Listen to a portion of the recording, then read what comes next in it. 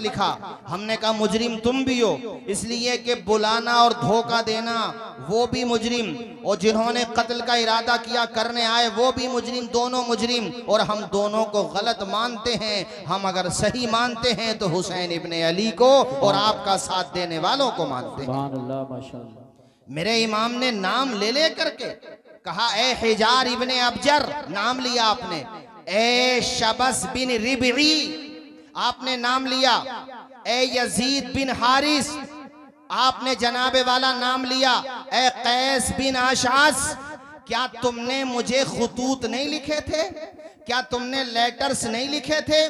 क्या तुमने यहां से हमारे पास को अपने खुतूत नहीं भेजे थे कि इमाम आइए हम आपका साथ देंगे? साथ देना तो छोड़ो, तुम हमारे दुश्मनों के खैमों में खड़े हो। इनमें से एक को तो इतना बड़ा मनसब मिला कि फौज के मैसरा या मैमना का उसको चीफ बनाया गया। मेरे इमाम ने कहा था, जालिमों, हमें बुलाया, बुला करके धोखा दिया, उन्हीं में शामिल हो गए। मेरे इमाम के खिताब का एक एक लफ्ज ऐसा था, कलेजे चीर देने वाला। ये शेरे खुदा का बेटा था। फसाहत और बलागत इनके नाखून के पोरों से टपकती है। अरे वो तो शेरे खुदा का डायरेक्ट बेटा है। अरे जो कई वास्तों से बेटे हुए, जो हसनी सैयद भी हैं, हुसैनी सैयद भी हैं। एक तरफ से उनका सिलसिला इमाम हसन तक जाता है और दूसरी तरफ से उनका सिलसिला इमाम हुसैन तक जाता है। नाम है अब्दुल कादिर जिलानी, लक़ब है गौसे आजम। खुदा ने ऐसी फसाहत और बलागत से नवाजा था, जब खिताब फरमाते थे तो सिर्फ जमीन वाले खिताब नहीं सुनते थे, आसमान के फरिश्ते भी उनका खिताब सुना करते थे।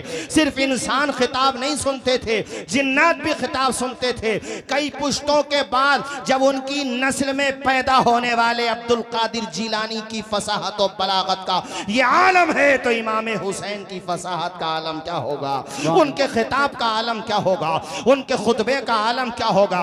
मेरे इमाम खिताब कर रहे हैं, कह रहे हैं, ए यजीदियो, अरे कूफा के धोखाबाजो, कान के पर्दे खोल के सुनो। तुमने मेरे खानवादे के लोगों को शहीद किया है, मेरे अली अकबर को शहीद कर दिया, मेरे कासिम बिन हसन, अबू बकर बिन हसन, अबू बकर बिन अली जो मेरा भाई, हजरत अब्बास बिन अली, जाफर बिन अली, अब्दुल्ला बिन अली, अल्लाह आपका भला करे जनाबे वाला, ये नाम मैं आपको बता रहा हूँ। हजरत उमर बिन अली, उस्मान बिन अली, आप नाम बताते जा रहे हैं। मेरे खानवादे के 17 अफराद शहीद हो चुके हैं। इमाम ने कहा सबको लगा लो 71। मैं तुमको अब भी समझा रहा हूँ, ए यजीदियो, मुझे कत्ल करने से बाज आ जाओ, इसलिए कि अगर आज तुम्हारे हाथ मेरे खून से रंगीन हो गए, कयामत तक तुम्हारा नाम लेने वाला कोई पैदा नहीं है। बेशक बेशक मिटा दिए जाओगे, सफ़े हस्ती से तुम्हारा नाम मिट जाएगा। तुम्हारे पास दौलत बेशक हो सकती है, मगर 4 आदमियों में बात करने के काबिल नहीं रहोगे। इमाम खिताब फरमा रहे हैं, क्या मैं तुम्हारे नबी का नवासा नहीं हूँ? क्या तुम मुझे पहचानते नहीं हो? रुए जमीन पर आज की तारीख में कौन है जो मुझसे ज्यादा बड़ा मर्तबा रखता हो? नबी का नवासा आज की तारीख में अगर रुए जमीन पर कोई है तो वो तने तन्हा हुसैन इब्ने अली है। ए यजीदियों मान जाओ। ये साथियों, दिलों पे मोहरें सबत हो चुकी थी, लग चुकी थी, जानते हुए भी कैसी गलती कर रहे थे। एक खिताब इमाम ने जंग से पहले किया था, उस खिताब का असर ये हुआ था कि हुर उस तरफ खड़े थे और जब खिताब के कलेमात आपकी समाज से टकराए थे, कलेजे को चीर के रख दिया था। ख्याल और फिक्र की राहों में ऐसा उजाला किया था इमाम की तकरीर ने कि हजरत हुर थर थर कांपने लगे। आपके साथियों जो यजीदी फौज के थे, चूंकि आप 1000 फौज ये यजीद की का जो दस्ता था उसके कमांडर थी, उन्होंने कहा, ए हुर, हमने आपके माथे पे आज तक पसीना नहीं देखा है, आप तो बड़े बहादुर माने जाते हैं, आज का हो गया है जो इतने घबरा रहे हैं? हजरत हुर ने कहा था, जालिमो, मैं जिधर खड़ा हूं इधर मुझे जहन्नम के शोले नजर आ रहे हैं और जिधर से खिताब हो रहा है उधर हौज़े कौसर का जाम नजर आ रहा है। सुभान अल्लाह माशाल्लाह, नारे तकबीर। इसलिए मैं अब फैसला लेता हूं। आपने अपने घोड़े को एड़ लगाई और छोड़ दिया, यजीद की साइड को छोड़ दिया। हुसैन इब्ने अली के कदमों में आके गिर गए। कहने लगे हुसैन मैं वही हूं जो आपको चारों तरफ से घेर घार के यहाँ पे लाया। खुदा की कसम मुझे बिल्कुल अंदाजा नहीं था कि ये जालिम इस हद तक चले जाएंगे। ऐ इमाम मेरी गलती को माफ कर दें, रहमतुल लिल आलमीन के आप नवासे हैं, मुझे उम्मीद है कि आप माफ कर देंगे। इमाम ने बाजू पकड़े उठाया, कलेज सीने से लगाया। कसम मत का हुर्रन, ऐ हुर तेरी माँ ने तेरा नाम हुर रखा है, हुर आजाद को कहते हैं। तेरी माँ ने तुझे आजाद किया है, आज मैं तुझे जहन्नम के शोलों से आजाद कर रहा हूं। माशाल्लाह सुभान अल्लाह साहब। माशाल्लाह हमारे शहर संभल की सियासी शख्सियत और बहुत खुश अखलाक बुलंद अखलाक शख्सियत मोहतरम ज़ियाउर रहमान बर्क साहब, ये उनकी मोहब्बत है। हालांकि अभी वो रिसेंटली दिल्ली से भी आए हैं, लेकिन उनकी मोहब्बत जलालपुर वालों ही से नहीं है बल्कि अल्हम्दुलिल्लाह पूरे इलाके से है, पूरे खित्ते से है। और मैं आपको बताऊं, अभी मैं गया भी था दिल्ली मिलने के लिए, तो बहुत फिक्रमंद थे अपने संभल के लिए, और अपने संभल के लिए काफ़ी कोशां भी रहते हैं। और मुझसे कह रहे थे कि हज़रत आप यकीन मानिए इंशाअल्लाह मैं संभल को एजुकेशन के फील्ड में भी, स्वास्थ्य के फील्ड में भी और रेलवे के फील्ड में भी इंशाअल्लाह बड़ा काम करके दिखाऊंगा। जोर से बोल दो जरा इंशाअल्लाह। आप हजरात भी इस्तकबाल कर लो ज़ियाउर रहमान साहब का माशाअल्लाह। और हमें उम्मीद है कि जिस तरह, अच्छा तशरीफ ला रहे हैं माशाल्लाह, एक कुर्सी ले लो जरा, कुर्सी ले लो। अच्छा ठीक, आइए खाना खा के इंशाल्लाह आएंगे माशाल्लाह। पिछले साल भी गुज़िश्ता साल भी पूरी रात बैठे थे, इंशाल्लाह आज भी वो टाइम देंगे। और माशाल्लाह आपने खिताब भी सुना पार्लियामेंट में 3 या 4 मरतबा एक ही मानसून सत्र में अल्हम्दुलिल्लाह। और मैंने पूछा भी कि भाई, कहा अल्हम्दुलिल्लाह खुद से सेटिंग करके मैंने कर लिया माशाल्लाह। तो बर्क साहब का पूरा असर है अल्हम्दुलिल्लाह, पूरा असर है। अल्लाह ताला से दुआ है हम सबकी, आप सबकी, अल्लाह ताला इनको खूब हिम्मत और हौसला दे, और इनके जरिए से सिर्फ हमारे संभल के पसमानदा हजरात की आवाज बुलंद न हो बल्कि पूरे भारत के मजलूमों की आवाज बुलंद हो। आमीन। जोर से आमीन बोलिए सारे लोग, बुलंद आवाज से बोलिए आमीन। तो मैं ये अर्ज कर रहा था, बात यहां से निकली कि हज़रत हुर ने जब ये अपनी माफ़ी चाही तो इमाम हुसैन ने उनसे कहा तेरी माँ ने तुझे आज़ाद नाम दिया है, मैं तुझे आज जहन्नम से आज़ाद कर रहा हूँ। एक वो खिताब हुआ था और एक आखिर में खिताब। दिल पे क्या असर पड़ा, मोहर लग चुकी थी। खैर इमाम के सामने जब ये पूरी सूरत हाल थी तो आपने कहा आओ मेरे मुकाबले में कौन है जो मेरा मुकाबला करे। तो उधर से तमीम इब्ने कहतबा नामी एक मुल्क शाम का बड़ा नामी गिरा पहलवान आया, और वो मुकाबला करने के लिए जैसे ही मैदान में आया उसने अनाप शनाप जो भी उसके मुंह में आया वो कहता चला गया। मेरे इमाम ने उससे कहा ए जालिम, जंग बातों से नहीं होती है, तू हमला कर, मैं तेरे हमले का जवाब देता हूँ। बातों बातों में वो ये कह बैठा ए हुसैन, तुम मेरे सामने अभी बहुत छोटे हो, मुझे जंग का बड़ा तजर्बा है और मैं बड़ा माहिर हूँ, मैं फ़ुनूने हर्बो ज़र्ब में महारत रखता हूँ। मेरे इमाम से वो कहने लगा कि मैं मुल्क शाम का शेर हूँ। उसने जब शेर का नाम लिया तो हुसैन इब्ने अली ने फरमाया तो मुल्क शाम का शेर है, तेरे सामने जो खड़ा है वो खुदा के शेर का शेर है। वाह वाह वाह सुभान जरा जोर से बोलो, वो खुदा के शेर का, वो खुदा के शेर का शेर है। सरवरे अंबिया से कह दूंगा, जाके मैं मुस्तफा से कह दूंगा, मुश्किलों सामने से हट जाओ वरना मुश्किल कुशा से कह दूंगा। बोलो नारे हैदरी या अली। सारा मजमा हाथ उठा के या अली बोले, नारे हैदरी या अली, जोर से नारे हैदरी या अली। आपने जब कहा अरे तेरे सामने जो खड़ा है वो खुदा के शेर का शेर है, मुकाबला कर, उसने हमला किया। शेर खुदा के बेटे ने ऐसा पलट के वार किया कि एक ही वार में तमीम इब्ने कहतबा के हाथ से तलवार छूट भी गई और बीच में से टूट भी गई। बेशक बीच में से देख रहे हो भाई कारी साहब, अभी प्रोग्राम बीच में है, फाइनल स्टेज पे नहीं। जी जी। और कुर्सियां सब फुल हो गई। इससे अंदाजा हुआ कि जलालपुर वालों को भी पूरे इलाके से मोहब्बत है और पूरे इलाके को भी जलालपुर से मोहब्बत है। जी माशाल्लाह। है हमारे इमदाद भाई हों, इमरान भाई हों, अब्बास भाई हों या तमाम भाई हों, यहाँ तो भाई भाई है माशाल्लाह। अहमदाबाद में भी जलालपुर की बड़ी भाईगिरी है माशाल्लाह। है अल्लाह सलामत रखे, अल्लाह शाह। अहमदाबाद के लोग वहां बैठ के सुन रहे हैं और जो यहाँ मौजूद हैं वो यहाँ सुन रहे हैं। अल्लाह इन्हें खुश रखे। हमारे पूरे इलाके के जितने युवा वहां जाते हैं, अच्छी आदतें लेकर के आओ वहां से, जो अच्छे हैं माशाल्लाह, लेकिन बुरी आदतों से दूर रहो। ठीक है कि नहीं भाई? हाँ, तवज्जो फरमाइए हजरात। मेरे इमाम ने ऐसा वार किया कि एक ही वार में तमीम के हाथ से तलवार छूट भी जाती है बीच। अच्छा, वो भी समझ गया कि अब मैं क्या करूं। इमाम ने फरमाया तलवार उठा ले, वरना दुनिया कहेगी कि हुसैन ने निहत्ते को मार दिया। अब वो क्या कर पाता, पहुंचा दिया इमाम हुसैन ने वहीं पर जहां पे उसको पहुंचना चाहिए था। उसके बाद कई अफराद ये के बाद दीगर आते रहे जलालपुर और आसपास, पूरे दूर दराज से आए हुए मेरे भाइयों, एक एक करके तो ये सब आ जाते। मेरा ईमान कहता है हुसैन तने तन्हा सबको काफी हो जाता। कुत्तों की आदत होती है कि चारों तरफ से हमला कर दिया एक शेर पे, कोई तीर से, कोई तलवार से, कोई खंजर से, कोई भाले से। इतने जख्म लगे मेरे हुसैन के कि पुश्ते फर। चूँकि मुझे करबला के बाद के वाक़यात भी बयान करने, इसलिए मैं सीधा सीधा उसी तरफ चलता हूँ कि आप पुश्ते फरस से ज़मीन पे तशरीफ़ लाए, मगर सजदे की हालत में है मेरे इमाम। दुनिया वालों को पैगाम दे रहे हैं, ज़माने वालों गवाह रहना, नमाज मेरी कज़ा नहीं है। बेशक बेशक। जलसा करने वालों, अभी हमारे डॉक्टर आशकार साहब आए हुए हैं रुकनुद्दीन सराय से, मेरे बड़े भाई हैं माशाल्लाह, बड़ी मोहब्बत रखते हैं मुझसे। उन्होंने कहा कि इशा की नमाज जमात से पढ़ी तो कह रहे थे 2 सफ़े थी, उसमें आधे नमाजी थे। तो ये सिर्फ मैं यहाँ की शिकायत नहीं कर रहा हूँ, हर जगह की। जलसा बाद में है, नमाज पहले है। नमाज की अदायगी फ़र्ज है, समझ रहे हैं कि नहीं आप? जलसा हो तो जलसे का रिजल्ट भी आना चाहिए।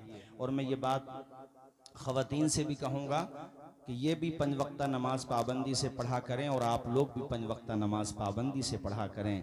हुसैन इब्ने अली को तो देखो, दुनिया से जा रहे हैं, सजदे तो सबने किए, तेरा अलग अंदाज है, तूने वो सजदा किया जिस पर नबी को नाज है। ऐसा किया हुसैन ने सजदा नमाज में, सजदा नमाज में। ऐसा किया हुसैन ने सजदा नमाज में, जैसे झुका हो सब्र का काबा नमाज में, काबा नमाज में। अल्लाह अल्लाह, पूरा बदन लहू, जनाबे वाला पूरे बदन से लहू रहा है, मगर फातिमा का बेटा आखिरी सजदा करके दुनिया वालों को पैगाम दे रहा है, मेरे नाना जान के उम्मतियों, देखो नमाज कज़ा न करना। नमाज की अहमियत को मेरे इमाम ने बताया, सुभान अल्लाह की शान के साथ बताया। आप अंदाज़ा तो लगाएं, न मस्जिद में न बैतुल्लाह की दीवारों के साए में नमाज इश्क अदा होती है, तलवारों के साए में। इस्लाम के अलम को उठा या हुसैन ने, बातिल के आगे सर न झुकाया हुसैन ने। क्या चीज है नमाज बता या हुसैन ने, सजदे में अपने सर को कटाया हुसैन ने। ये दश्ते, बड़े सारे लोग मेरे साथ, ये दश्ते करबला से अब भी आती है सदा, हय्या अला सलाती। जरा सारे लोग पढ़े हय्या अला सला, हय्या अला सलाती, हय्या अला सला। दी हजरत बिलाल ने काबे से जब सदा।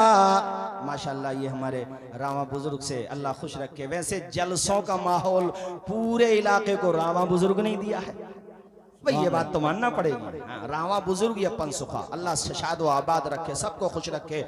हजरात, इमाम की शहादत के बाद भी यजीदियों के मजालिम की तारीख कम नहीं हुई है, बल्कि उनकी नाशों पे, उनके मुबारक जिस्मों पे घोड़े दौड़ाए गए हैं। और उनके सरों को नेज़ों पे उठा लिया गया है। इमाम के सरे अक़दस से कुरान की तिलावत की आवाज भी सुनी गई है। ये फर्जी बात नहीं है जो बता रहा हूं, मैं हवाला रखता हूं। कुरान मजीद की तिलावत की आवाज आई है कटे हुए सर से। मेरे इमाम ने बता दिया कि कुरान कल भी मेरे साथ था, कुरान आज भी मेरे साथ है।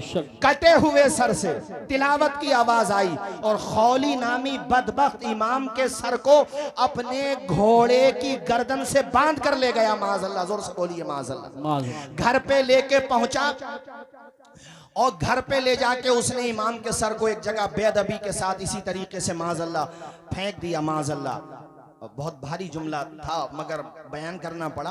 उसकी बीवी मुहिब्ब अहले बैत थी, वो फातिमा ज़हरा से मोहब्बत करने वाली थी, वो कनीज़े फातिमा ज़हरा थी, वो कनीज़े सैयदा ज़ैनब थी। उसकी निगाह पड़ी सरे इमाम पर। उसने अभी चेहरा नहीं देखा है चूंकि ढक दिया था उस जालिम ने। उसने पूछा, है मेरे शौहर, ये किसका कटा हुआ सर लाया है? कहने लगा, पहले मुझे खाना लगाओ। उसने कहा, नहीं नहीं, पहले मुझे बता कि ये तू सर किसका लाया है। ज्यादा बीवी ने इसरार किया तो खौली ने जैसे ही नाम लिया उस औरत के तन बदन में आग लग गई। उसने कहा, बदबख्त ए जालिम, अगर तू मेरा शौहर न होता तो तेरी गर्दन को मैं आज तेरे तन से जुदा कर देती। तुझे पता है इनका मकाम क्या है?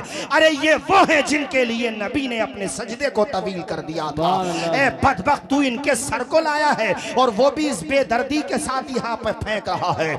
अब मैं तेरे खाने का ख्याल नहीं करूंगी, अब तू अपना काम देख। वो बदबख्त अपना काम में लग गया, खाना वाना खाने लगा। ये सीधा गई इमाम आली मकाम के सरे अक़दस को एक साफ कपड़े में लिया और आपकी जुल्फों पे जो गर्दो गुबार लग गया था रास्ते में, और जंग करते हुए उसने अपने दुपट्टे, साफ सुथरे कपड़े से दुपट्टे से उसको साफ किया। फिर आपके माथे को साफ किया, आपके पूरे चेहरे को। उस औरत का बयान है, खुदा की कसम, लोगों के वो सर जो तन से जुदा होते हैं, उन सरों में और चेहरों में वो रौनक नहीं होती है जो नबी के नवासे के कटे हुए चेहरे के अंदर रौनक है। बेशक नारे तकबीर, नारे रिसालत, नारे हैदरी, नारे गौसियत, मसलके आला हज़रत। औरत कहती है, मैंने इमाम के सरे अक़दस को एक तश्त में रखा और उसके बाद मैंने बड़ी इज्जत के साथ अपने घर पे जो सबसे अच्छी जगह थी वहां पे रखा। मेरा शौहर बदबख्त खौली जाकर के तो सो गया, अपनी कमीनगाह में जाकर के सो गया,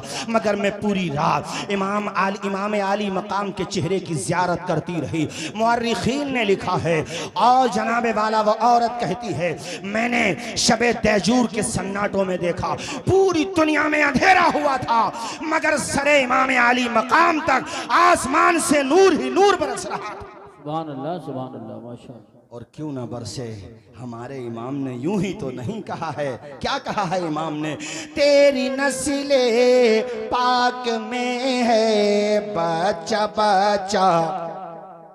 जरा जोर से बोलें।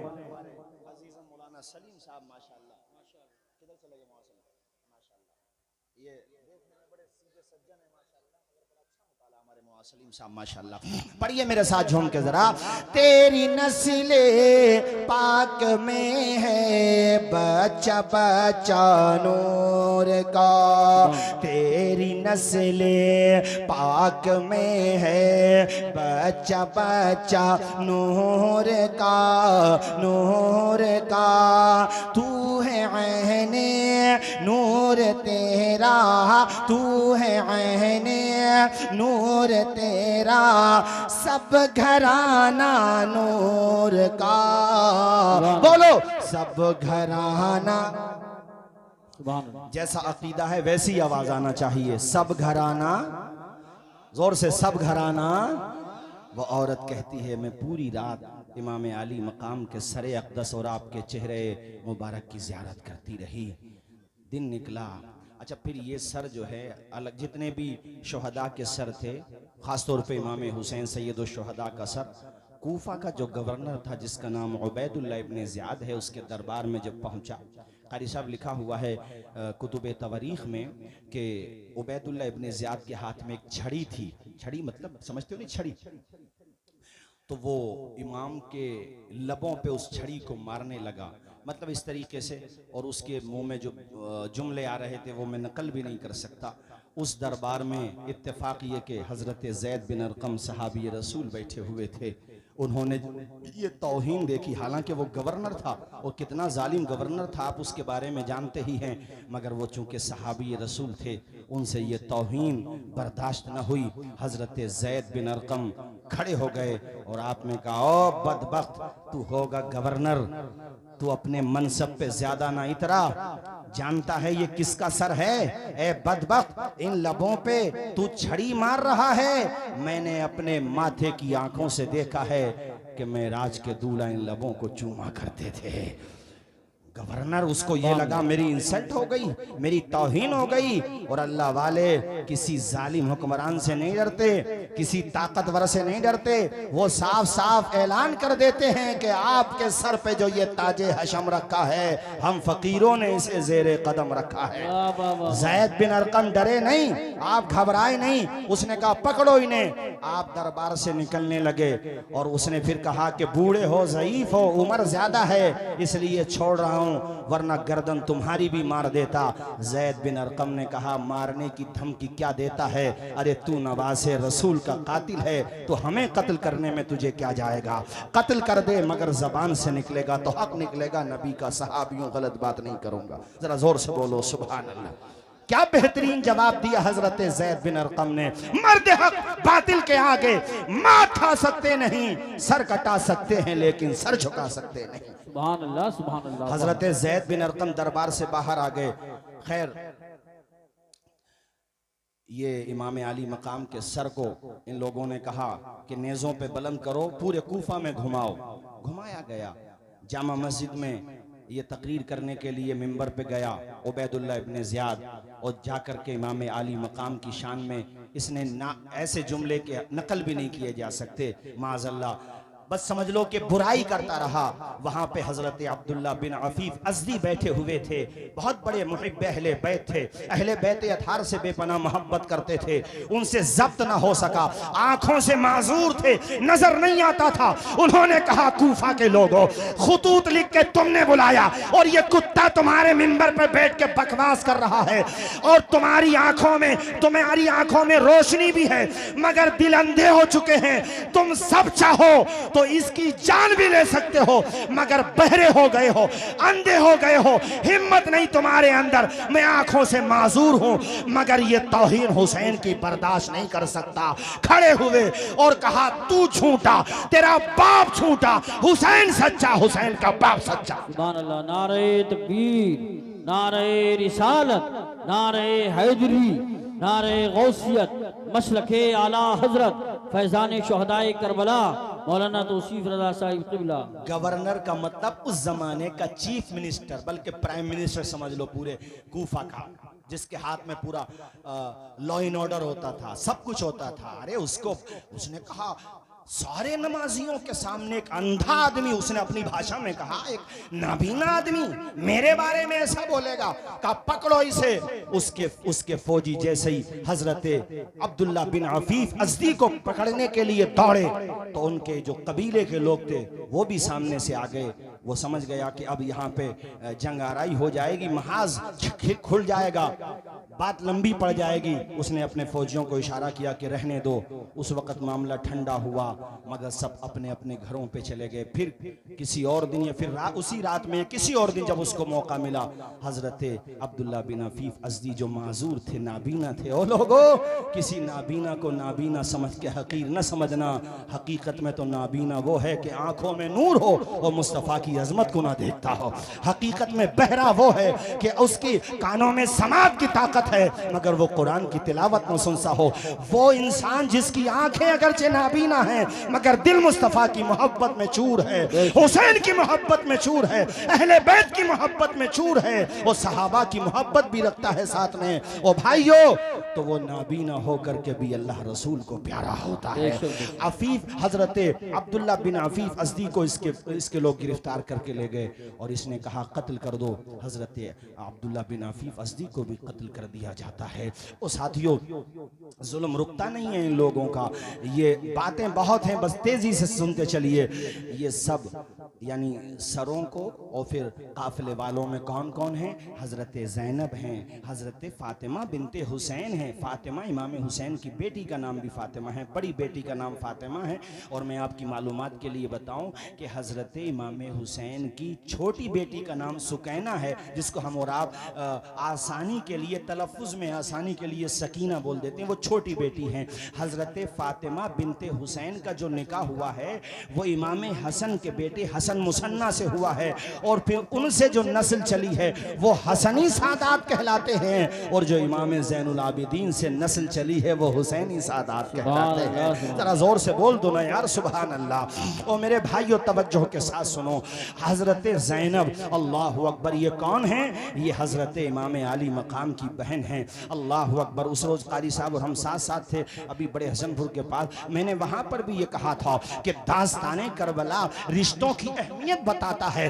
भाई भाई में कैसी मोहब्बत होना चाहिए। अब्बास अलमबरदार से पूछो, अबू बकर बिन अली से पूछो, हजरत उस्मान बिन अली से पूछो। ये बाप शरीक भाई हैं, माँ शरीक और बाप शरीक भाई। हजरत इमाम हसन थे जो शहादत सिर्री के दर्जे पे फाइज हो चुके थे।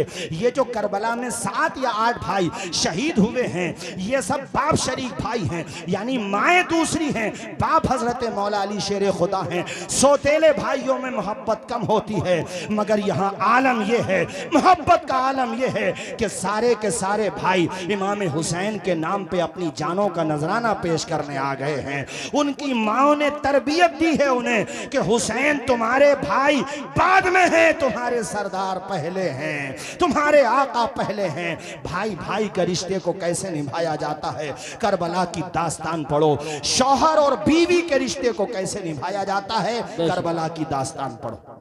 सुभान अल्लाह, सुभान अल्लाह। तेजी के साथ कारी साहब, शहर बानो यज़्दगर्द की बेटी हैं, बादशाह की बेटी हैं, और हजरत उमर फारूक आजम के दौर में वो आई थी। और उस वक़्त हजरत उमर फारूक आजम ने कहा था ये शहजादी है, तो ने कहा भी इसका शहजादे ही से होगा। कितने नादान हैं वो लोग जो मोहब्बत अहले बैत का झूठा दावा करें और हजरत उमर के बारे में बकवास करें, हजरत अबू बकर उस्मान के बारे में बकवास करें। उन्हें तो इतनी मोहब्बत है कि हजरत शहर बानों के लिए रिश्तों की लाइन लगी हुई है, मगर हजरत उमर ने कहा नहीं नहीं, ये शहजादी है, तो ने कहा इसका शहजादे ही से होगा। सबने कहा हुजूर किससे होगा? कि आपके बेटे से होगा। कहा नहीं, अली के बेटे हुसैन से होगा। जरा जोर से बोलो ना यार, सुभान अल्लाह, और मचल के बोलो जोर से सुभान अल्लाह। वो शहर बानो बादशाह की बेटी, और देखो मैदान करबला में वफा की कैसी तारीख रकम कर रही हैं। अल्लाह अकबर। बहन का रिश्ता भाई से कैसा होता है, ज़ैनब से पूछो, और भाई का बहन से कैसा होता है, हुसैन इब्न अली से पूछो। अल्लाह अकबर।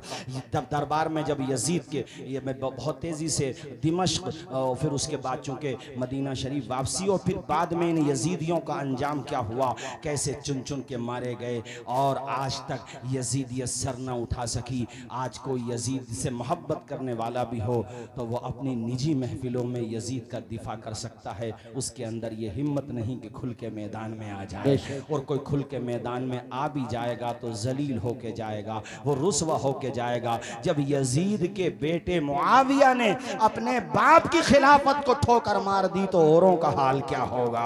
ऐ लोगों तवज्जो फरमाइए, यजीद के बेटे का नाम भी मुआविया था। तवज्जो फरमाइए हजरात, मैं ये अर्ज कर रहा था आप लोगों से कि दरबार में जब पहुंचे यजीद के दरबार में, तो वहां पर सैयदा ज़ैनब ने जो खिताब किया है, आपने फरमाया था ए यजीद, मेरे भाई को कत्ल करने के बाद ये ना समझना कि मेरे भाई हुसैन का जिक्र ख़त्म हो जाएगा, मेरे ख़ानदान का जिक्र ख़त्म हो जाएगा। याद रखना तेरा नाम चंद दिनों तक बाकी रहेगा, मेरे भाई का नाम क़यामत तक बाकी रहेगा। वो जन्नती जवानों के सरदार हैं, लिहाजा चर्चा उनका जहां फर्श पर रहेगा वहां अर्श पर भी रहेगा, जन्नत में भी रहेगा। ऐ जालिम कान के पर्दे खोल के सुन, ऐसा खिताब किया था हजरत ज़ैनब ने पर्दे की ओर से कि नाना के नवासे ने मुसल्ला नहीं छोड़ा, सर तन से जुदा हो गया, सजदा नहीं छोड़ा, दरबार में बोली भी तो लहजे में अली के, ज़ैनब ने किसी हाल में पर्दा नहीं। सुभान अल्लाह माशाअल्लाह। बहुत ऐसा नायाब खिताब किया था हजरत सैयदा ज़ैनब ने। हजरत नौमान इब्ने बशीर, ये जो कूफा के गवर्नर थे पहले, जिनको माजूल कर दिया था यजीद ने, जिनकी जगह उबैदुल्लाह इब्ने ज़ियाद को बिठाया था, नौमान इब्ने बशीर को बुलाया गया। फिर नौमान इब्ने बशीर के साथ इस खानवादे को मदीना शरीफ भेजा गया। और मदीना शरीफ जब ये खानवादा पहुंचा है, अल्लाह अकबर कबीरा, उस मंजर को ना पढ़ा जा सकता है कमा हक़्क़हू, ना सुना और सुनाया जा सकता है। बस इतना समझ लीजिए कि क़यामत सुग़रा एक वो थी जो करबला में बपा हुई। करबला के बाद भी जो पूरे रास्ते में, और अब जब मदीना शरीफ ये काफिला पहुंचा है, अहले मदीना सरहद पे आ गए थे मदीना शरीफ की, और सबकी निगाहें तलाश करती थी नवासे रसूल को। अल्लाह अकबर, कोई आंख ऐसी न थी जिसमें आंसू न हो, कोई दिल ऐसा न था जिसमें आंसुओं का पैमाना न छलक रहा हो। अल्लाह अकबर। हजरत इमाम ज़ैनुल आबिदीन जो इमाम हुसैन के साहबजादे हैं, जिनसे नस्ल हुसैनी चली है, आप जैसे ही मदीना शरीफ पहुंचे हैं तो पहले सीधे अपने घर नहीं गए, बल्कि प्यारे नबी की तुरबत अथर पे गए हैं, आपकी कब्र अथर पे गए हैं, रोज़े पाक पे गए हैं। और जाते ही जैसे ही प्यारे नबी की कब्र पे आपकी निगाह पड़ती है, बेसाख्ता आपकी आंखों से आंसू निकलने लगते हैं, दिल के पैमाने आंखों से छलकने लगते हैं, सब्र का बांध टूट जाता है। कहते हैं नाना जान अपने नवासे का सलाम कबूल कर लीजिए। उसके बाद ऐसी ढारस बंदी है कि मदीने वालों की हिचकियां बन गई थी। अल्लाह अकबर कबीरा। ये वो इमाम ज़ैनुल आबिदीन हैं जो आम तौर पे आम दिनों में भी रोजे से रहा करते थे। हमारे मुसलमानों से तो रमजान के रोजे नहीं रखे जाते, ये वो हैं कि जो आम दिनों में भी रोजा रखा करते थे। और जब वक्त अफ्तार कभी मशकीज़े का ठंडा पानी सामने आ जाता तो आंखों से पानी निकलने लगता था। लोग कहते थे इमाम आप पानी को देख के क्यों रोते हैं? कहते थे मुझे करबला की याद आती है। अल्लाह अकबर। ये वो इमाम ज़ैनुल आबिदीन हैं कि जब इनका इंतकाल हो गया था, नहलाने वाले ने इनको लहलाया। अल्लामा ज़हबी ने सियर व आलाम नुबला के अंदर ये बात लिखी है कि गस्साल ने जब इनको गुस्ल दिया तो जब इनकी कमीज उतारी उसने, तो उसने देखा कि आपकी पुश्त पे, आपकी पीठ पे वजन उठाने के निशानात हैं। वो उसने ये बात आकर दफन के बाद मदीने शरीफ में अलग अलग जगहों पे कह दी।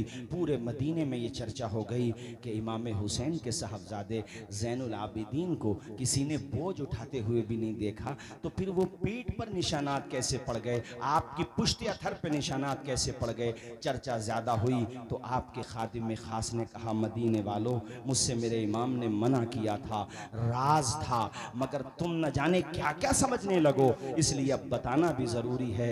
ए मदीने वालों, जानते हो हुसैन इब्ने अली के शहजादे हज़रत इमाम ज़ैनुल आबिदीन सैयद सज्जाद हमारे आला हज़रत इनके वसीले से दुआ मांगते हुए कहते हैं सैयद सज्जाद के सदक़े में साजिद रख हमें, इल्म हक़ दे बाक़रे इल्म खुदा के वास्ते, जो सजदा करने वालों का सरदार है वो ज़ैनुल आबिदीन। अल्लाह अकबर। जिसने नस्ल हुसैनी चली है जिससे, वो इमाम ज़ैनुल आबिदीन जो सब्र की चट्टान बन के जिंदा रहा। चट्टान तो फिर भी चट्टान होती है, ये वो है कि चट्टान से भी ज्यादा मजबूत रहा। वो इमाम ज़ैनुल आबिदीन जो तहज्जुद गुजार, वो इमाम ज़ैनुल आबिदीन जो नवाफिल अदा करने वाला, गरीबों में सदका खैरात करने वाला।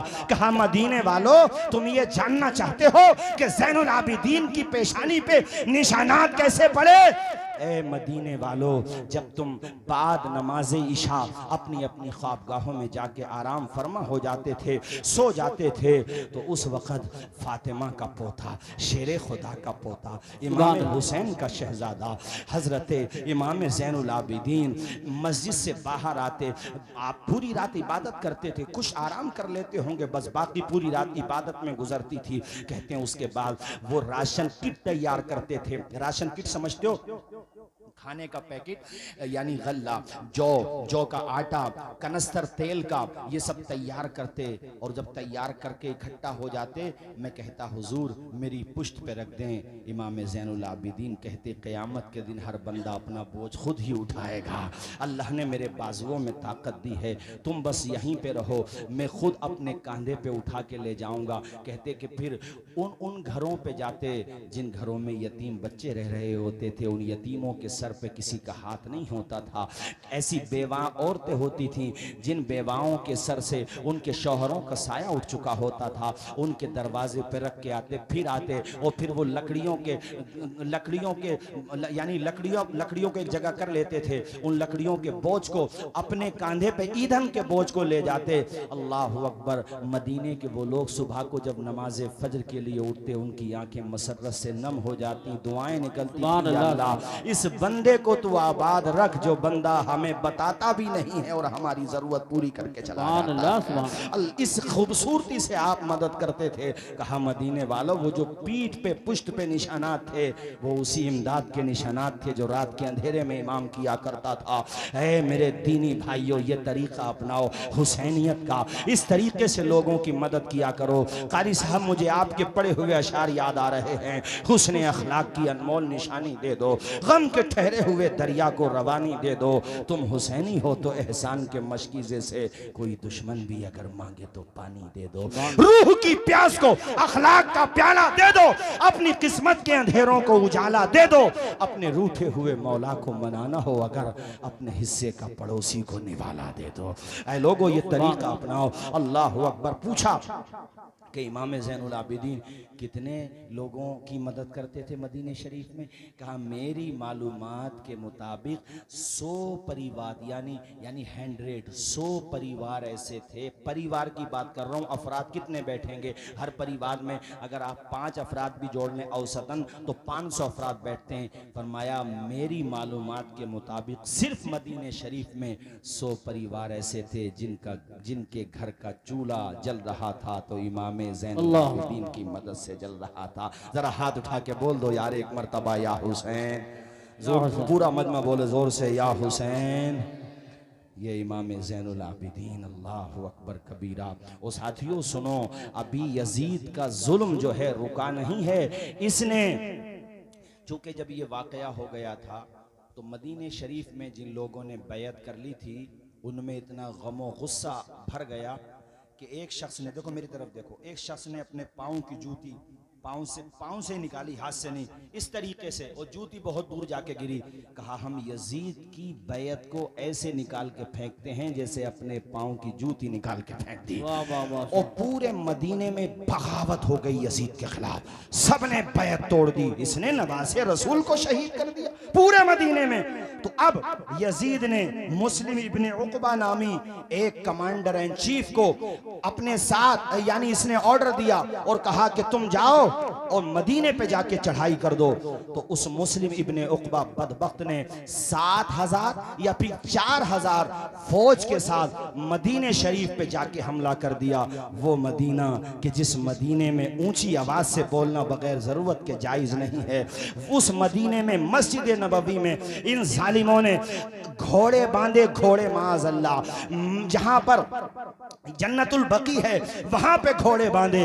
अभी मैं सऊदी हुकूमत के हवाले से मैं देख रहा था कि वहां पे कोई उनका खास प्रोग्राम था, तो उस जमाने में सवारी के लिए घोड़े इस्तेमाल होते थे, आज गाड़ियां इस्तेमाल होती थी। तुमने जो किताबों में पढ़ा था आज माथे की आंखों से देख लिया।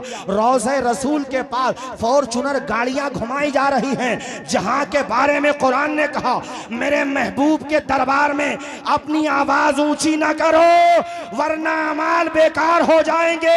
ये कैसा दरबार है?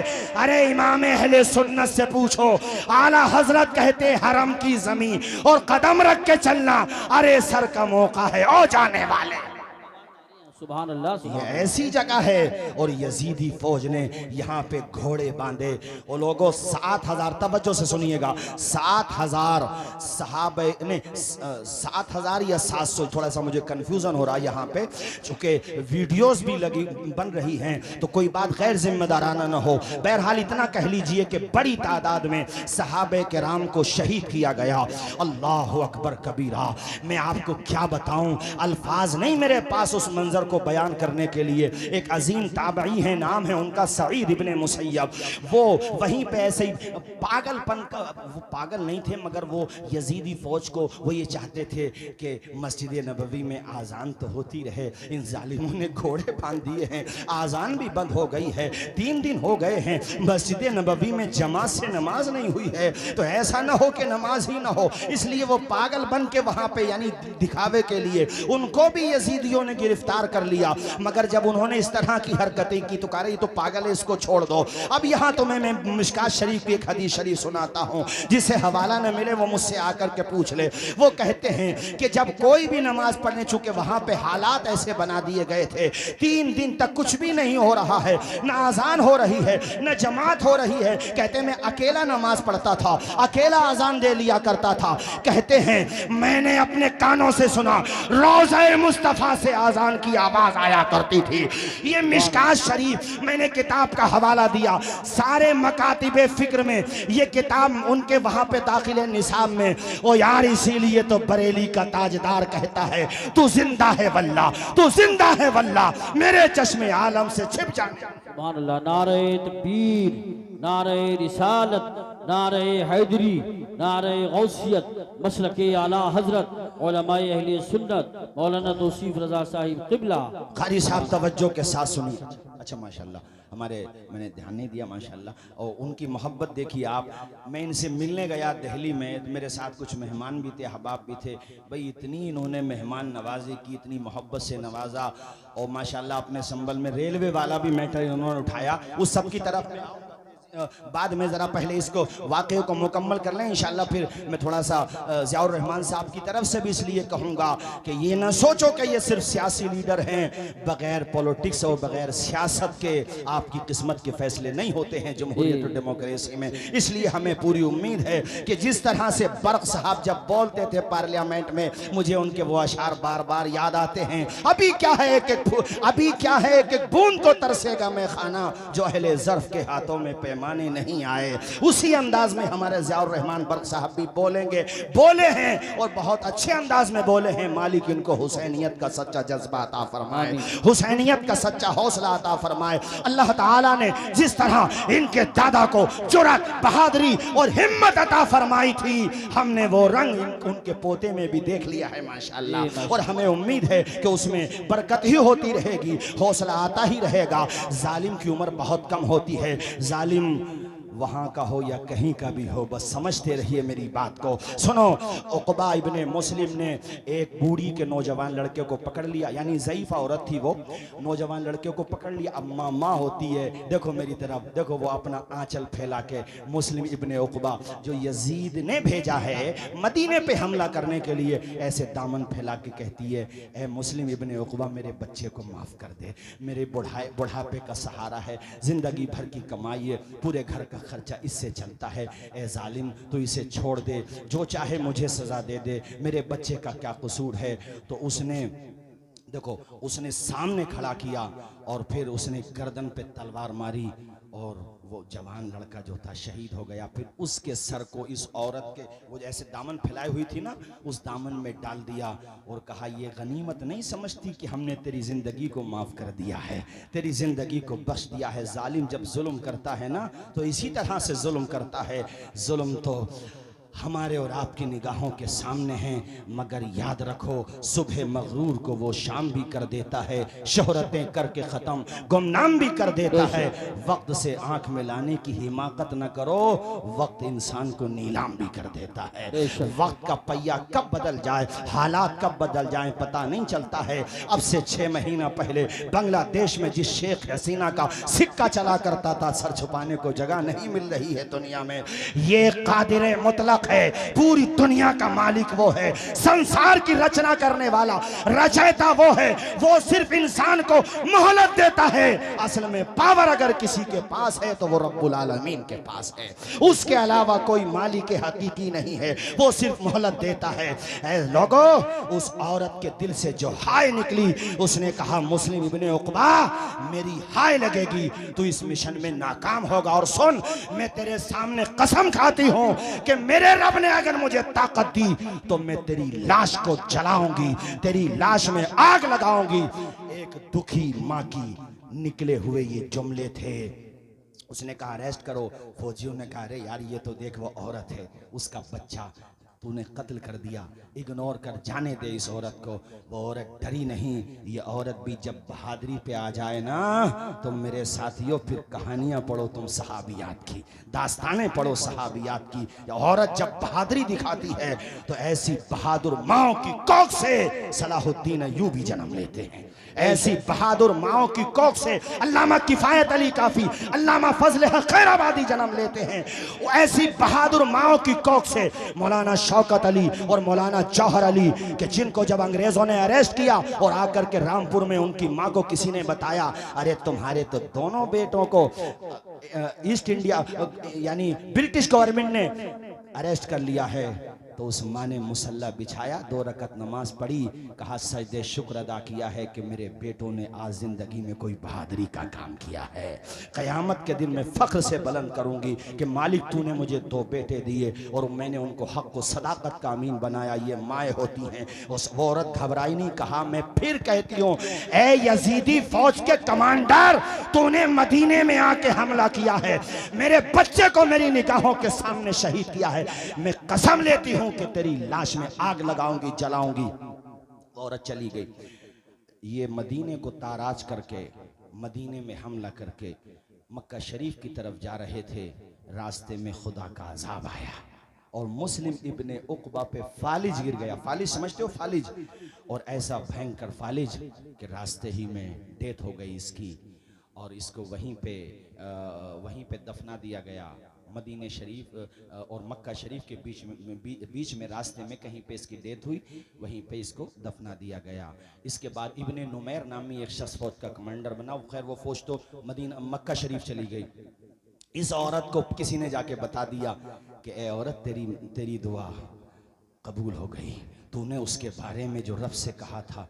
मैं कहता हूँ ए जालिमों, तुम जो बददुआएं ले रहे हो, मजलूमों गरीबों के मकानात को तोड़ के, किसी का दिल दुखा के, याद रखो दुनिया की अदालत में फैसला हो न हो, मगर एक अदालत जो सबसे बड़ी अदालत है, वहां इंसाफ जरूर मिलेगा। जरा जोर से बोलो ना यार, सुभान अल्लाह बोलो। बेशक जरूर इंसाफ मिलेगा। हमें रब की जो सबसे बड़ी अदालत है, वहां पे इंसाफ जरूर मिलेगा, यकीन रखो। मैंने एक वीडियो देखा था अभी, शायद आप लोगों ने भी देखा होगा। कोई अधिकारी है और वो अपने मुल्क का नहीं है, वो शायद पड़ोसी मुल्क का है, शायद, मुझे ऐसा लगा भाषा से। तो एक औरत के शौहर का इंतकाल हुआ, वो गवर्नमेंट जॉब में ही था उसका शौहर भी। तो वही औरत ये चाहती थी मुझे पेंशन मिले, इसके बाद जो पैसे हैं वो मुझे मिल जाए। तो उसके शौहर के दोस्त के पास या उसी के किसी उस डिपार्ट से जुड़े हुए किसी अधिकारी के पास वो औरत गई। उसने जाकर के कहा कि ऐसे ऐसे मुझे पेंशन चाहिए। तो उस बदबख्त ने रिश्वत मांगी, और मोटी रिश्वत, और औरत को धक्के दे करके बाहर किया। तो औरत की जबान से ये जुमला निकल गया कि अल्लाह करे तेरे मुंह में कीड़े पड़ जाएं। औरतों की जबान से निकल गया। खुदा की कसम वीडियो मौजूद है, उस पे खुदा का ऐसा कहर नाजिल हुआ, ऐसी बीमारी में पड़ा कि पहले तो वो बिल्कुल सूख गया, बिल्कुल जैसे कांटा बन गया। और मैंने वीडियो में देखा कि वो अस्पताल में एडमिट है, और डॉक्टर ने जब उसका होंठ ऊपर किया ना, ऊपर वाला होंठ और नीचे वाला होंठ, तो होठ के अंदर दोनों तरफ यानी नीचे वाले होठ में भी और ऊपर वाले होठ में भी खुदा की कसम छोटे छोटे कीड़े उसमें साफ नजर आ रहे हैं। कैसी बद्दुआ लगी है। डरना चाहिए अल्लाह के खौफ से, अल्लाह के गजब से और उसकी पकड़ से डरना चाहिए। किसी मजलूम की हाय नहीं लेना चाहिए, किसी कमजोर को सताना नहीं चाहिए। बेशक वो रस्सी को ढील देता है मगर कुरान में यह भी कहता है इन्न बत्श रब्बिका लशदीद, बेशक तुम्हारे रब की पकड़ बहुत सख्त है। वो ढील देता है नमरूद को तो नमरूद कहता है मैं खुदा हूं, मगर जब पकड़ता है तो विकलांग मच्छर से ही काम तमाम कर देता है। बोलो हाथ उठा के करता कि नहीं करता? जोर से बोलो। हैं? करता है। हमारी बेबसी पे यूं ना इतराओ चमन वालों, गुजरनी एक दिन सर से तुम्हारे भी कयामत है। ज़ियाउर रहमान साहब ने भी पढ़ा माशाल्लाह। अल्लाह खूब उन्हें बरकतें अता फरमाए। बस 5 मिनट फिर मैं खत्म करता हूं अपनी तकरीर। भाइयों, उस औरत को पता चल गया कैसे ऐसे उसकी डेथ हो गई, मर गया वो, तो अपने घर वालों के या जिसके भी साथ बहरहाल वो उस जगह पे पहुंच गए। उसने कसम ली हुई थी मुझे आग लगानी है। मुस्लिम इब्ने उक़बा की कब्र पे वो पहुंची, कब्र को खोदा, बरगे थे तो बरगे हटाए, नहीं थे तो नहीं हटाए। ये कह लो यार कब्र को खोदा। तो सबने कहा कि इधर को देखो पहले सर की तरफ को। जब कफन हटाया, जोर से बोलो क्या हटाया, आवाज आए सारे लोग, क्या हटाया? जब कफन हटाया तो एक सांप उसकी गर्दन में लिपटा हुआ पाया जिसका फना मुंह के अंदर था और वो उसको डस रहा था। अल्लाह की पनाह, अल्लाह से डरना चाहिए। इंसान तो कुछ भी नहीं है, सिर्फ एक मोहलत पे टिका हुआ है। वो जब चाहेगा, जहां चाहेगा, जैसे चाहेगा तेरी रूह निकाल देगा। तेरी औकात क्या है इंसान? जैसी ये ज़मीन है 7 ज़मीनें और हैं, जैसा ये आसमान है उसके अलावा 6 आसमान और हैं। बगैर पिलर के छोटा सा लेंटर नहीं डाल सकते। मेरे खुदा ने कितना बड़ा आसमान का शामियाना तान दिया है बगैर पिलर के। उसकी कुदरत से डर, उसके गजब से डर। संवैधानिक कुर्सियों पे बैठने वालों, इंसाफ करो।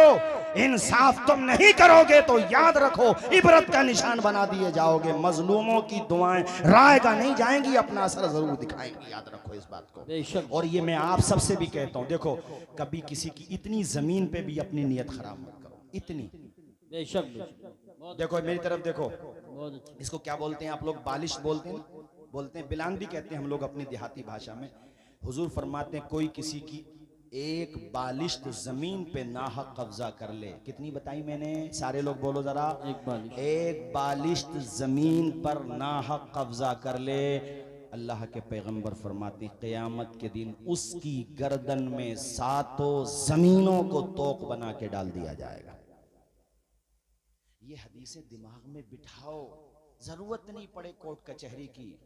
उस दिन ज़ियाउर रहमान बख्श साहब ने ये भी कहा, मुझसे ये कह रहे थे कि हजरत आप भी कोशिश करें कि लोगों को झगड़ों से दूर रखो, बुराइयों से दूर रखो। अच्छी बात। शादी ब्याह को आसान करो। और आज मैं, हमारे बहुत सारे चैनल्स भी लगे हुए हैं, ये भी अर्ज करूंगा, मैं मिलने वाला भी था इस टॉपिक पे। बाकी जो मुझे कहना था वो बातें मैंने कही भी थी। आज मैं ये भी अर्ज करूंगा कि माशाल्लाह हम देख रहे हैं कि हमारे मोहतरम ज़ियाउर रहमान बर्क साहब को रब के करम से अल्हम्दुलिल्लाह पार्टी में भी बहुत रिस्पांस मिल रहा है और आप इसके अहल हैं, आपके दादा जान की खिदमत हैं।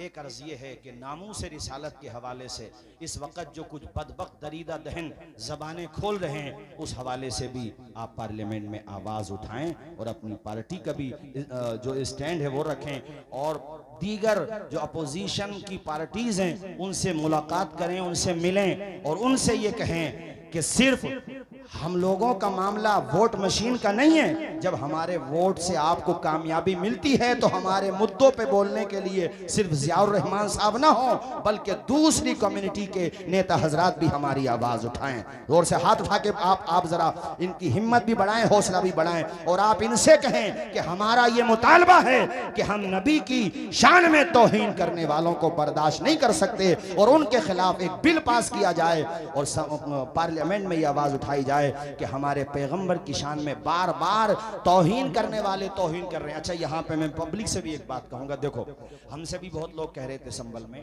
कि कभी रोड पे क्यों नहीं आते, एहतजाज क्यों नहीं करते? तो सुनो, जब तक हमें हमारे सांसद जी या हमारे शहर मुफ्ती या हमारे मरकज़ी मदरसे से या दीगर मदारिस से या हमारे शहर इमाम जब तक कोई गाइड न दें, महज जज्बात की रो में बाहर निकलना बेवकूफ़ी के अलावा कुछ नहीं है। ऐसा कोई काम करो जिससे पता चले कि आपको तो कुछ नहीं मिला, उल्टा आपका नुकसान हो गया। कोशिश ये करो कि ऐसे इक़दाम किए जाएं जिसका असर पड़े, जैसे पार्लियामेंट में आवाज़ उठाई जाए, मीडिया में दबाव बनाया जाए, या हम अपने जवानों को हुजूर का सच्चा गुलाम बना करके पेश करें, ताकि हमारे गैर मुस्लिम भाई जो पॉजिटिव जहन रखते हैं वो भी देख करके कहें कि जब जलालपुर के गुलाम मुस्तफ़ा का आलम यह है तो करबला के इमाम हुसैन का आलम क्या होगा। शराबों को छोड़ें, नशे को छोड़ें, बुरी आदतों को छोड़ें और जनाबे वाला बेहयाइयों को छोड़ें, सच्चे मुसलमान बने, अच्छे मुसलमान बने।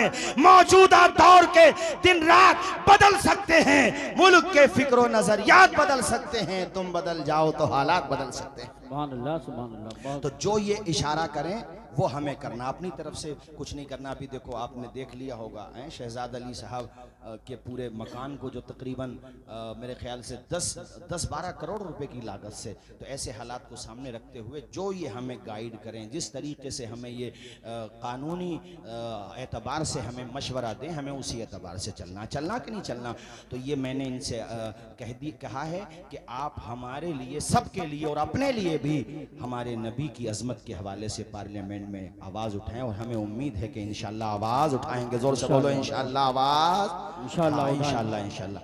तशरीफ लाएं माशाल्लाह। नारे तकबीर, नारे रिसालत, नारे हैदरी, नारे गौसियत, मसलके आला हजरत हजरत अल्लामा मुफ्ती हम्माद रज़ा साहिब क़िबला, खतीब हिंदुस्तान हजरत अल्लामा मुफ्ती हम्माद रज़ा साहिब क़िबला, खतीब हिंदुस्तान माशाल्लाह। अल्लामा मुफ्ती अभी हमारे अजीज़ फारूक रज़ा साहब के भी कलामों ने बस इमरान भाई अजीज उतना ही रखो कि दिल बहल जाए, इतना भी ना चाहो किसी का दम निकल जाए। चमन रहेगा, फूल खिलेंगे, जिंदगी रही तो फिर मिलेंगे। और फिर माशाल्लाह काफ़ी दिनों के बाद आज हमारे मुफ्ती साहब का खिताब होना है माशाल्लाह। और बस आप बैठ जाइए, सारे लोग बैठ जाइए, तशरीफ रखें। बस मैं आखिरी बात और उसके बाद फिर मैं अपनी तकरीर ख़त्म कर रहा हूँ। मैं आपको बता दूँ कि माशाल्लाह अपने संबल में ट्रेन के हवाले से भी आवाज़ उठाई है, और मुझे बताया कि सिर्फ मैंने आवाज़ नहीं उठाई है बल्कि जो रेलवे मंत्री हैं उनसे मुलाकात भी की है, करूंगा भी। जब तक मेरे अंदर हिम्मत है, हौसला है, जान है, मैं कोशिश करता रहूंगा कि संबल में एजुकेशन के हवाले से भी, स्वास्थ्य के हवाले से भी, और ये रेल वाला काम अगर हो गया तो कम से कम हम जैसे लोगों को तो बड़ा आराम हो जाएगा। कारी साहब, सफ़र करने वाले हम जैसे लोगों को बड़ा आराम हो जाएगा। और मुझे उम्मीद है माशाल्लाह अल्लाह ने सियासी गट्स भी दिए हैं। जी जी, यानी ऐसा नहीं है कि सिर्फ आप ये सोच रहे हो कि पार्टी की तरफ से जो टाइम मिला, नहीं, अपनी सलाहियतों से भी माशाल्लाह, पार्टी की तरफ से तो है ही जो है, लेकिन अपनी सलाहियतों से भी वक्त लिया। और अल्हम्दुलिल्लाह एक काम के लिए मैं और कह दूं आज, और ये मैं ज़ियाउर रहमान बर्क साहब से भी कह रहा हूँ, बाकी सियासी हजरात से भी कह रहा हूँ, वो ये है कि रोडवेज जो है सिर्फ मुरादाबाद के लिए है। भाई ये रोडवेज चंदोसी के लिए भी होना चाहिए, बहजोई के लिए भी होना चाहिए, और अमरोहा के लिए भी होना चाहिए। चूँकि हमारे प्रोग्राम खाली मुरादाबाद में तो होते नहीं है, सब जगह ही होते हैं, तो सब जगह के लिए होना चाहिए। इंशाल्लाह ये काम भी होगा। अल्लाह ताला इनकी उम्र में, इल्म में खूब बरकत अता फरमाए, और हमारे हज़रत मुफ्ती हम्माद साहब मौला ताला उम्र में खूब बरकतें अता फरमाए, और हमारे कारी यूसुफ रज़ा साहब इंशाल्लाह चमन रहेगा। नहीं अब्बास भाई, अब देखो अब बहुत हो गया, इन्हें भी सुनना है, और मैं तो ये चाहूँगा कि चाहे 5 मिनट की गुफ्तगू हो, मगर हमारे मोहतरम सांसद ज़ियाउर रहमान बर्क साहब की भी होना चाहिए। वो भी अपने दादा जान के रंग में कुछ अशार सुना दें। मैंने वो पढ़ा था ना, अभी क्या है, एक एक बूंद को तरसेगा मैं खाना, जो अहले ज़र्फ़ के हाथों में पैमाने नहीं आए। अस्सलामु अलैकुम व रहमतुल्लाहि व बरकातहू।